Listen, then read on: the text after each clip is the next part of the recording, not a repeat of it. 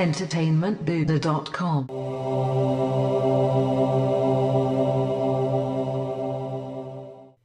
Hey now, Star Wars fans, Matt Haywood here from entertainmentbuddha.com, and I'm here to discuss the first 3 episodes of the new Star Wars Resistance animated series, most notably the Easter eggs and references to other Star Wars properties that were featured in them.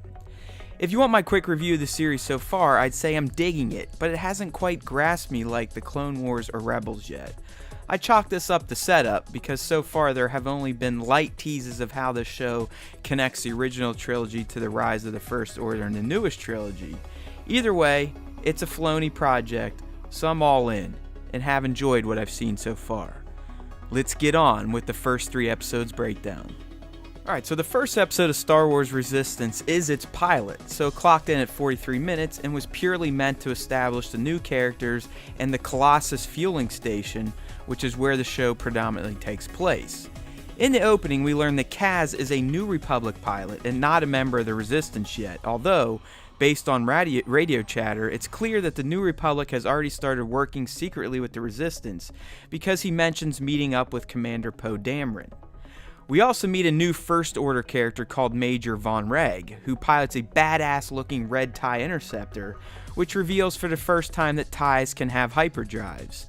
It also makes clear that Von Reg is Poe-level good at being a pilot, and that Kaz scoring a hit on him shows that he's not just a regular New Republic pilot schlub.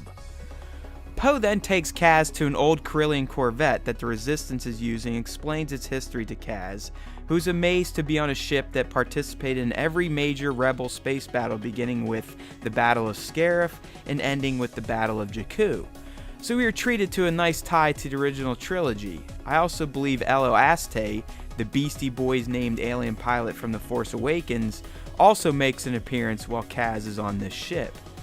It's also revealed that the intel Kaz was carrying for the New Republic confirmed that the First Order was amassing a war machine for an attack on the New Republic, which ultimately leads to the events that take place in The Force Awakens between the two factions.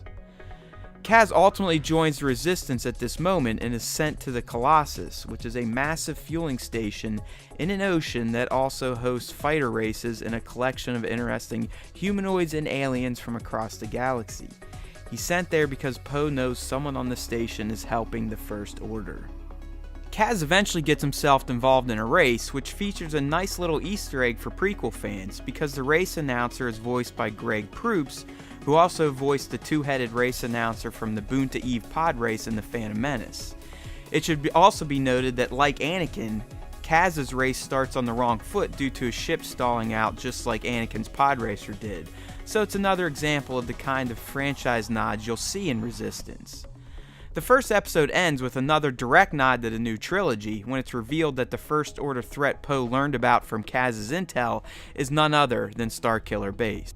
The second episode of Resistance reverted back to the standard 22-minute runtime, so it wasn't as packed as the first in terms of Easter eggs and references, but it did have a few worth mentioning. Niku, one of the main characters in Kaz's first POW, revealed that he's never seen a stormtrooper, which I found to be quite interesting considering that most Star Wars characters that we've come to know have grown up in eras where clone, storm, or First Order stormtroopers littered the galaxy. It was unique to hear a Star Wars character talk about growing up in the absence of stormtroopers because he was born during the New Republic era and never knew firsthand what it was like to live under the thumb of the Empire. The only other interesting Easter egg from this episode is the fact that a pirate named Cregan, who is revealed to be working with the First Order to find weaknesses in the Colossus' defenses, happens to sport Mud Trooper armor that he's modified with some spikes on the helmet and shoulder pads, which was first shown in Solo: A Star Wars Story. The third episode had even less Easter eggs and references to existing Star Wars properties, but it did provide at least one callback to the original and new trilogy eras. Yeager, who leads Team Fireball, definitely has a mysterious past, but in this episode a bit of it was finally revealed. Kaz discovers that Yeager was a pilot for the Rebellion and that he fought at the Battle of Jakku. For whatever reason though, Yeager doesn't want to talk about his past, nor does he want anything to do with the Resistance. So there's definitely more to his story that will undoubtedly reveal why he never went on to join the Resistance, and why he's against directly helping them out. Elijah Wood also guest stars as a racer called Rockland, who uses Kaz for his own gain in this episode. That's it for my Easter egg / Star Wars franchise reference breakdown for the first 3 episodes of Star Wars Resistance. I hope to keep doing these moving forward, so stay tuned for the next video. Thanks for watching. Matt Haywood here, signing off for EntertainmentBuddha.com, where we make you a better geek, one post at a time. EntertainmentBuddha.com